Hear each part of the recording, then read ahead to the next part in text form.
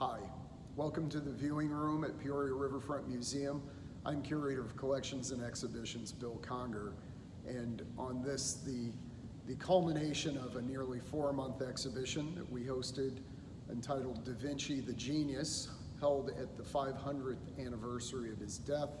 I'd like to show you a few of the objects that made this exhibition so special, some of which are behind me right now, about a dozen interactive simple machines that Da Vinci invented that informed his larger concepts and his larger projects. These were interactive, and children were allowed to touch and explore how these simple machines worked and essentially how Da Vinci's mind worked as well. Behind me is really an iconic drawing from the hand of Leonardo. This life-size facsimile of Vitruvian Man references Vitruvius, the Roman mathematician, scientist, philosopher, who really imagined that all the chaos in the world was really being ordered through the rigor of math and that it could be understood through science. The drawing really shows how the order of geometry and math kind of dominates every form in the world and symbolically dominates life. I'm flanked by 2 paintings by Leonardo da Vinci. These 2-scale reproductions show versions of the same story, which is the Virgin of the Rocks. Mary, St. John, and Christ are fleeing King Herod to hide. They are accompanied by an angel. Both pictures are essentially the same composition.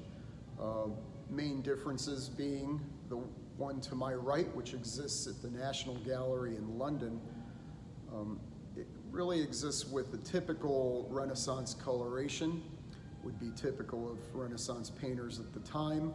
The original one, to my left here, exists at the Louvre and is probably the painting Leonardo wanted to make. It exists without the Renaissance coloration, and it also exists without the typical iconographic kind of symbols that would let the viewer know we were talking about the Bible. For example, crucifixes and halos.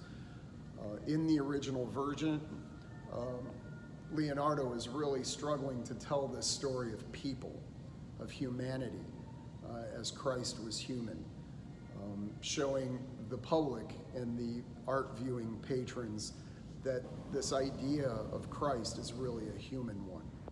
Along with being a genius in the realm of art, science, invention, Da Vinci is also a cartographer. He is also a city planner. And in this very timely miniature version of a city, what we see is Da Vinci's mind at work, furthering the existence of humanity, as we are currently involved with very real situations of life and death in our world.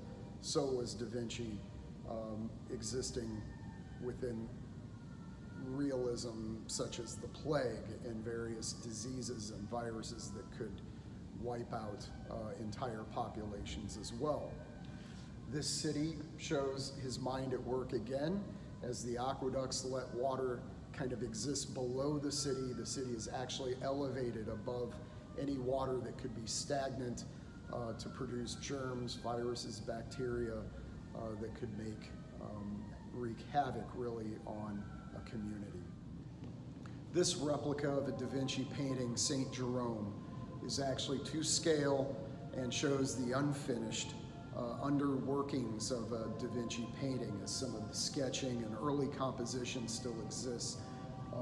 We have a new depiction of a saint, as rather than merely a dignified version of someone closer to God, closer to sainthood is shown. We actually see a human, a frail, emaciated human, close to death, as he literally pounds the humanity out of himself with this stone in his hand. Da Vinci's science informs his art, and his art informs his science all the time. And in this work, we can see the detail that Da Vinci has gone to anatomically to create realism. Through his studies of the human body, he has applied those findings to his painting. Also, he is a masterful storyteller, creating new ways of telling old stories. So visually, we have a new mechanism, which is Da Vinci actually, in showing Jerome in this way, is telling the story through the stone, as it is a visual point that moves through the arm, through Jerome's eyes, and outside the window, looking at the church, looking toward God, with his back toward the outside world. A radical way of talking about a biblical story. Finally, in our exhibition, we conclude with the most famous painting in the world, the Mona Lisa, which was scanned by French engineer Pascal Cotte.